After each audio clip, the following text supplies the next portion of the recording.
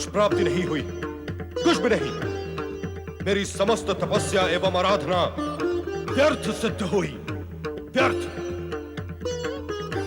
मैं व्यर्थ ही नारद के बहकावे में आ गया। उसने मुझे मूर्ख बनाया है। यहां न तो आनंद है न शांति है। ये काशी मात्र निराशा की भूमि है, निराशा। मैं इसी क्षण इसे श्राप देकर इसकी महिमा को नष्ट भ्रष्ट कर दूंगा, नष्ट भ्रष्ट कर दूंगा, नष्ट भ्रष्ट कर दूंगा, नष्ट भ्रष्ट कर दूंगा।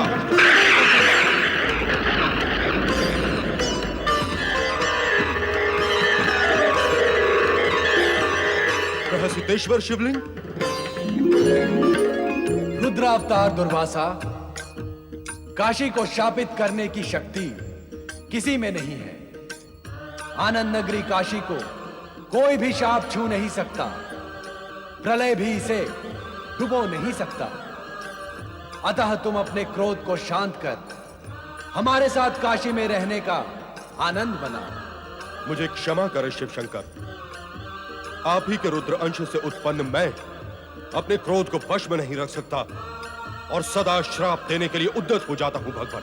दुर्वासा, तुम्हारा नाम शाप से ही सुशोभित होता है, परंतु शाप तभी दो जब कोई प्राणी विपरीत आचरण करे अथवा सत्य असत्य के विवेक को भूल जाए। तो अब मेरी तपस्या सफल हुई ना भगवान? हमारे प्रकट होने का यही अर्थ है। तुम्हारे द्वारा स्थापित दुर्वासेश्वर शिवलिंग अब कामेश्वर शिवलिंग के नाम से प्रसिद्ध होगा। जो व्यक्ति कामकुंड में स्नान कर कामेश्वर की आराधना करेगा उसकी सभी कामनाएं अवश्य पूर्ण होंगी। आपने मेरी तपस्या का प्रतिदान देकर मुझे उपकृत किया है भगवान, मैं धन्य हुआ।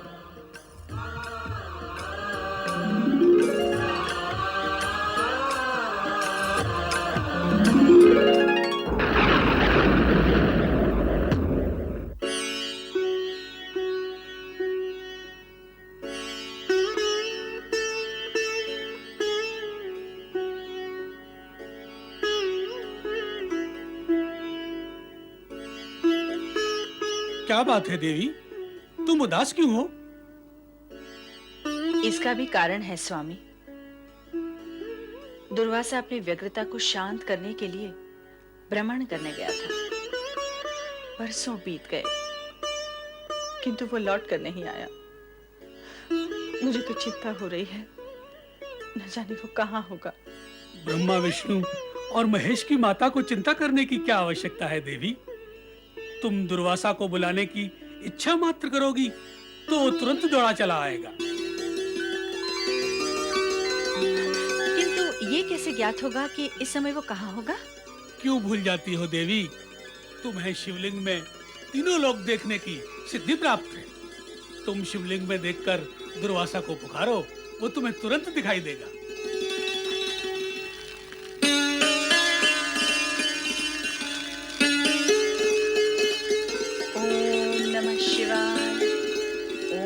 नमः शिवाय। दुर्वासा, पुत्र दुर्वासा, कहाँ हो तुम? ओम नमो भगवते रुद्राय। पुत्र दुर्वासा, कहाँ हो तुम? माता, तुम शीघ्र आश्रम लौट आओ पुत्र, मैं तुम्हें देखने के लिए व्याकुल हूँ। माता की आज्ञा शिरोधार्य, मैं स्वयं आप लोगों से मिलने के लिए व्याकुल हूँ। माता। व्याकुल दुर्वासा माता पिता के दर्शनार्थ प्रस्थान करते हैं। जिस प्रकार ऋषि दुर्वासा ने महेश्वर शिव के दर्शन प्राप्त कर अपना जीवन धन्य किया, उसी प्रकार ब्रह्मदेव को प्रसन्न करने के निमित्त महर्षि विश्वामित्र भी कठोर तपस्या कर रहे थे, जिससे सर्वप्रथम देवराज इंद्र प्रभावित होते हैं।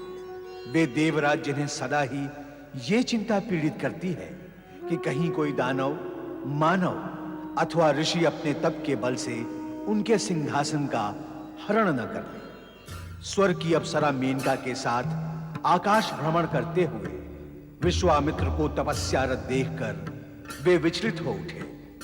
विश्वामित्र, यह कठोर तपस्या स्वर्ग प्राप्ति के उद्देश्य से कर रहे हैं मेनका।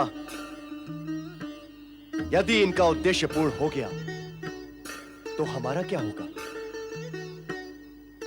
तुम मेरा अभिप्राय समझ रही हो ना मेनका? मुझे क्या करना होगा देवराज? मेनका, विश्वामित्र को अपने रूप लावण्य के माया जाल में फंसाना होगा। अपने सुंदर हाव भाव से नृत्य दिखाकर उसे मुग्ध एवं मोहित करना होगा।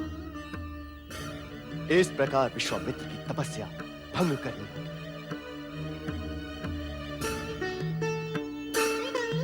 आप निश्चिंत रहे देवराज। मुझे अपने सन्मुख और समीप पाकर विश्वामित्र अधिक समय तक तपस्या नहीं कर पाएंगे। नारायण नारायण। प्रणाम रुद्रावतार महर्षि दुर्वासा, प्रणाम।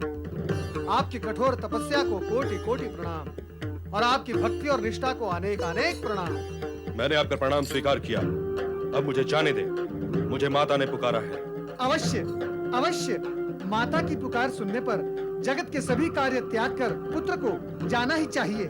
किंतु महर्षि, मैं आपके और आपकी माता के मध्य बाधा नहीं बनना चाहता। महर्षि, आप मेरी बात सुने महर्षि। तो अब आपका अभिप्राय क्या है? मात्र देवराज इंद्र के षड्यंत्र की सूचना देना, इसी अभिप्राय से मैं यहाँ उपस्थित हुआ हूँ। षड्यंत्र? कैसा षड्यंत्र? जिस इंद्र ने आपकी माता और आपके साथ दुर्व्यवहार किया, उसी इंद्र के विषय में और उसके षड्यंत्र के विषय में आपको सूचित करना, ये मैं अपना कर्तव्य समझता हूँ। किंतु इंद्र ने किसके साथ षड्यंत्र किया है? राजश्री विश्वामित्र के साथ, जो ब्रह्मर्षि बनने के लिए आप ही के समान कठोर तपस्या कर रहे हैं।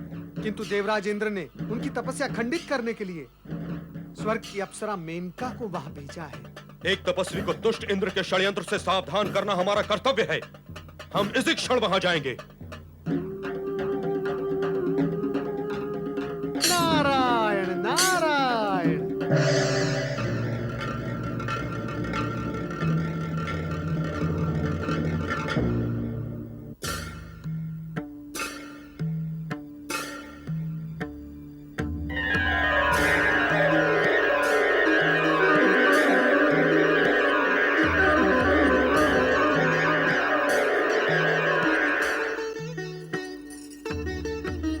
ठहर जा हे रूप सुंदरी, ठहर जा। षड्यंत्रकारी इंद्र का षड्यंत्र हम कभी भी सफल नहीं होने देंगे। अप्सरा मेनका, एक तपस्वी की तपस्या खंडित करना महापाप है। ऋषिवर, सर्वप्रथम आप मेरा प्रणाम स्वीकार करें। तत्पश्चात मैं आपसे विनती करूंगी कि आप क्रोध ना करें। क्रोध न करूं? क्यों न करूं क्रोध?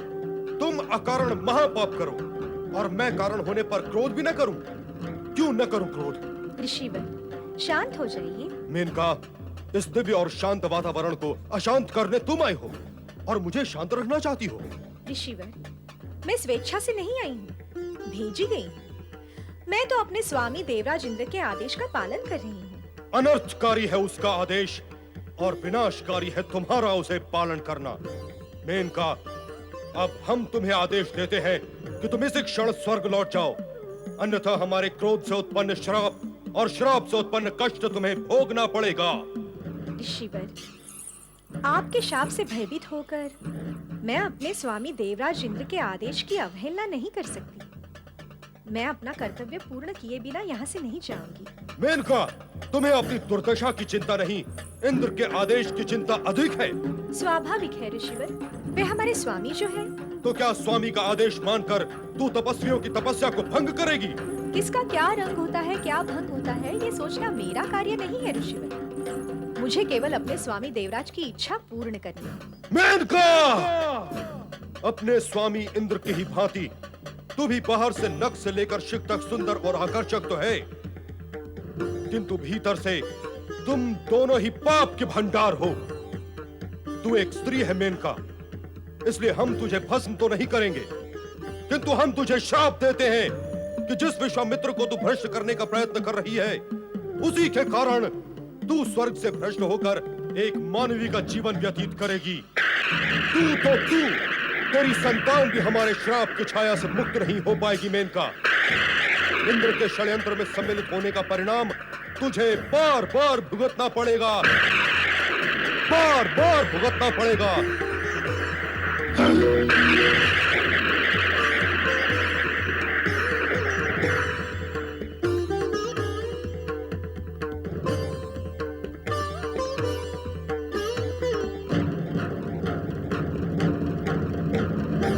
क्रोधित दुर्वासा से शापित होने के उपरांत भी देवराज इंद्र द्वारा भेजी गई मेनका ने विश्वामित्र की तपस्या भंग करने का अपना हठ नहीं छोड़ा, कारण कि मेनका के लिए देवराज की आज्ञा की अवहेलना करना संभव ही नहीं था।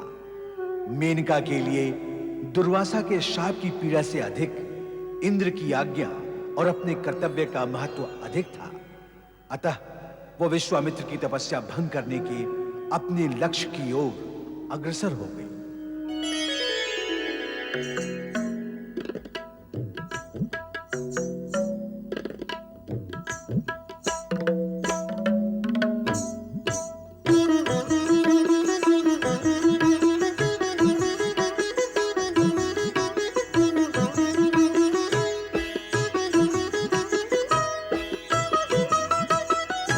रूप अनूप ये केशों में बधरा, नैनों में लेके दामिनिया।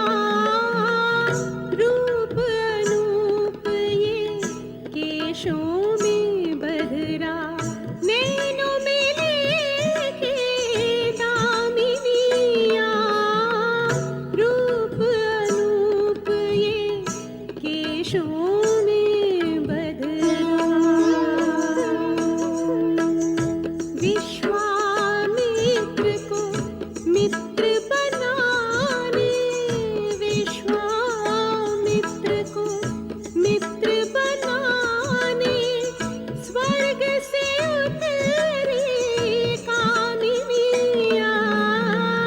रूप अनूप ये केशों में बधरा।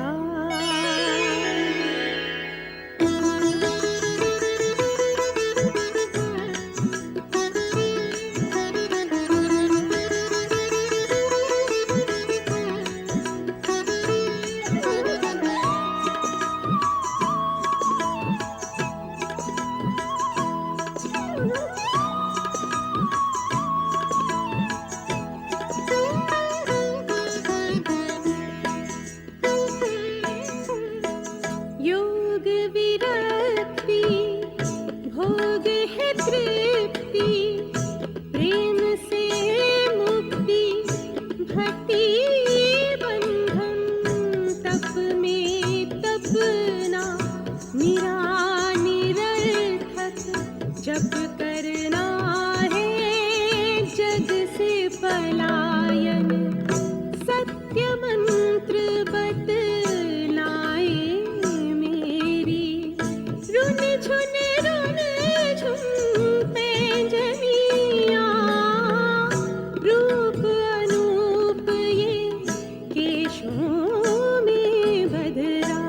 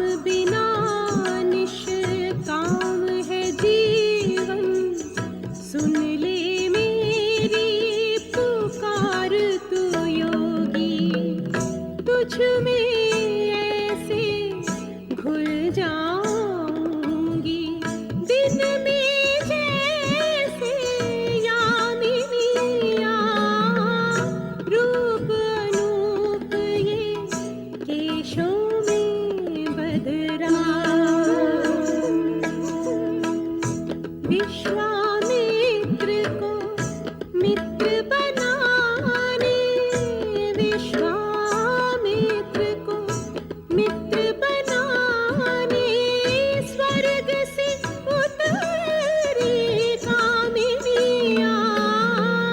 रूप अनूप ये केशों में बदरा, रूप अनूप ये केशों में बदरा।